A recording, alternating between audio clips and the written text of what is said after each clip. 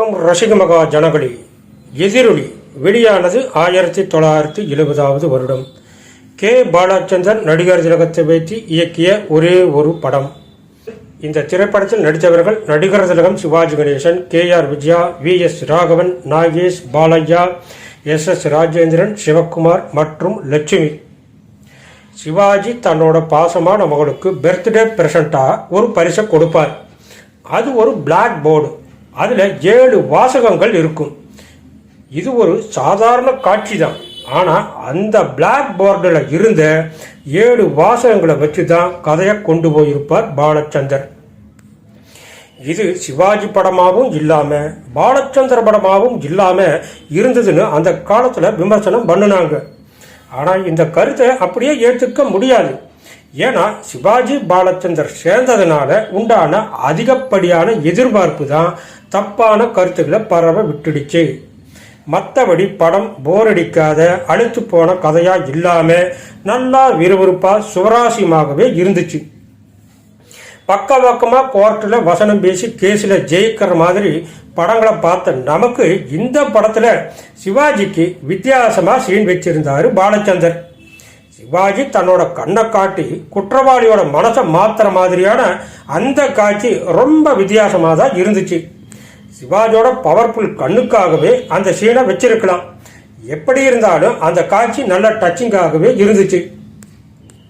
கோர்ட்டில் பணம் கட்டுறதுக்காக வாதி ஒருத்தர் கொடுத்த பணப்பெட்டியை சிவாஜி தொலைச்சிடுறார்.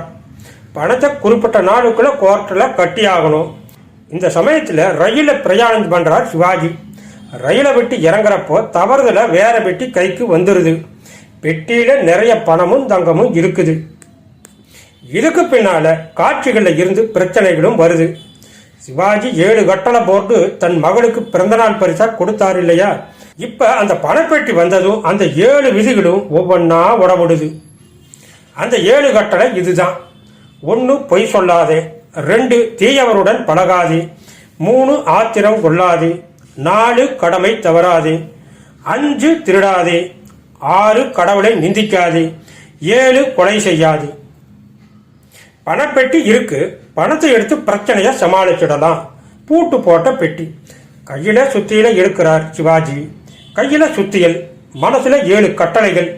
குழந்தைக்கு அறிவுரையா சொல்ற மாதிரி கொடுத்த அந்த கட்டளைகளை சிவாஜி அந்த சுத்தியில எடுத்ததுல இருந்து ஒவ்வொன்னா உடம்புடுது. 6 கட்டளை மீறியாச்சு. 7வது கட்டளை கொலை செய்யாது. இந்த ஒன்றை மட்டும் சிவாஜி செய்ய மாட்டார்.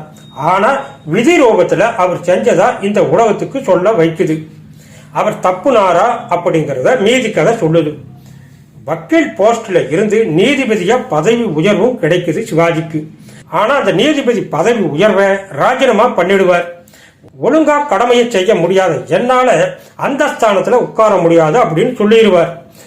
ஆரம்பத்துல மகளுக்கு பிரசன்ட் பண்ணுன அந்த 7 கட்டளை போர்டை மகளுக்கிட்ட இருந்து திருப்பி சிவாஜி வாங்கிக்கிறார் கிளைமேக்ஸ்ல.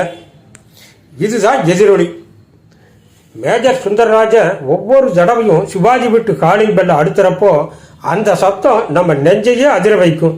காலிங் பெல் காட்சியெல்லாம் ரொம்ப த்ரில்லிங்கா இருக்கும். மேட் ஃபார் ஈச் அதர் சொன்னா சிவாஜி KR விஜயா ஜோடியை சொல்லலாம். அந்யோன்யமான புருஷ தம்பதிகள்னு சொல்ல வைக்கிற சிவாஜி KR விஜயாவோட நடிப்பு இருக்கும். ஒன்று செய்யணும், இல்லைன்னா செய்யக்கூடாது.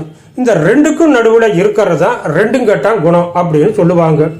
முதல் 2ஐயும் ஈஸியாக செஞ்சிடலாம். ஆனால் இந்த 2 கட்டா குண உணர்ச்சி பாவங்களுக்கு 2ஐயும் கலந்து செய்யணும். அது இந்த படத்தில் சிவாஜி நல்லா அருமையாகவே செஞ்சிருப்பார். சிவாஜி திருடுற மாதிரி காட்டலாமான்னு கேட்டிருக்காங்க. ஆனால் அவங்க ஒன்றை மறந்துருக்கலாம். சிவாஜி திருடனாகவே நடிச்சிருக்காரு பல படங்கள்ல. மற்றபடி எதிரொலி ரசிக்க வைக்கிற விறுவிறுப்பான போரடிக்காத படம் தான்.